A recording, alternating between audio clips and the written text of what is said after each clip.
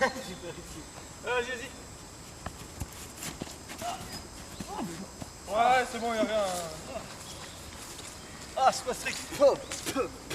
Ah. Allez, on joue. Ah, ok, c'est bon.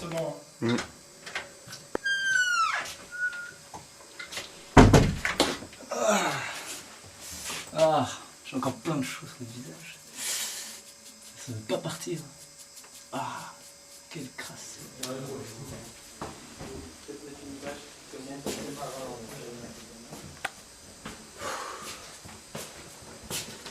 Ah. Je me demande quand même bien ce que c'est cette chaux là. C'est quand même une sale crasse. J'ai appelé les génies de la science, peut-être qu'ils pourront m'en dire un peu plus. Les fous de la science, bonjour. Allô? Oui, bonjour. J'aurais voulu vous poser 2-3 questions à propos de la chaux. Bien sûr, que veux-tu savoir? Commencez donc par m'expliquer comment on la fabrique. C'est très simple. La chaux est issue du calcaire. Le calcaire est une roche naturelle que l'on peut extraire dans certaines carrières. Quand on la chauffe à très haute température, elle se calcine et devient de la chaux vive. On peut observer que le volume de la pierre reste identique, mais qu'elle devient poreuse suite au dégagement de dioxyde de carbone. Et quels sont les facteurs qui influencent cette réaction? La vitesse de réaction dépend principalement de la température, ainsi que la taille des pierres. En effet, la pierre se calcine de l'extérieur vers l'intérieur. Donc, si la calcination n'est pas complète, le noyau de la pierre n'est pas calciné. Il faut donc des pierres suffisamment petites, avec un calibre de 120 mm maximum. Pour atteindre une calcination complète, il est nécessaire d'atteindre la température minimum pour la calcination, c'est-à-dire 800 degrés, et une température maximum de 1300 degrés pour éviter une surcuisson. Et à part tracer les terrains de foot, à quoi ça sert la chaux?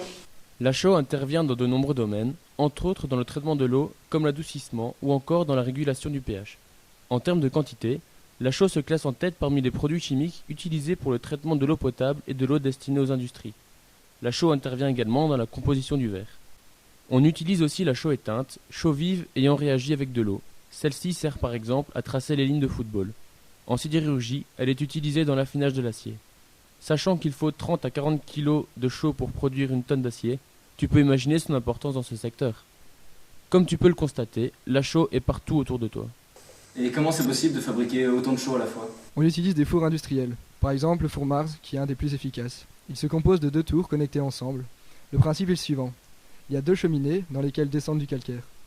Ces 2 cheminées connaissent alternativement 2 phases distinctes. Une phase de chauffage active, là où se déroule la combustion, et une phase de préchauffage passive, là où on récupère les gaz chauds issus de la tour chauffée.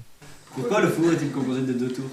Cette technique permet d'optimiser les dépenses d'énergie en récupérant la chaleur des gaz chauds générés par la combustion pour préchauffer les pierres de l'autre colonne via un conduit reliant les 2 cheminées. Cela permet de garder une température relativement constante au centre du four et donc d'avoir une calcination continue dans les 2 tours.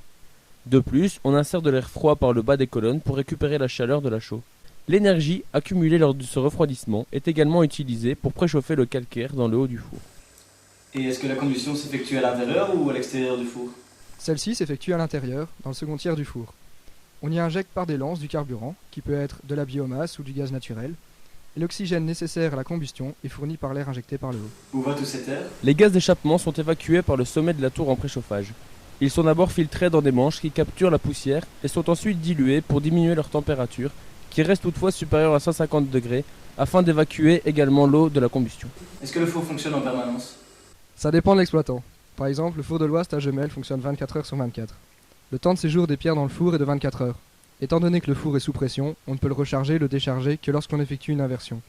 Celle-ci s'effectue toutes les 12 minutes et dure environ 1 minute. Et dites-moi, est-ce que la chaux produite est toujours la même? Non, elle est plus ou moins réactive selon la qualité de la chaux. Pour la connaître, on effectue un échantillonnage environ 5 fois par jour. Le test consiste à faire réagir la chaux avec de l'eau.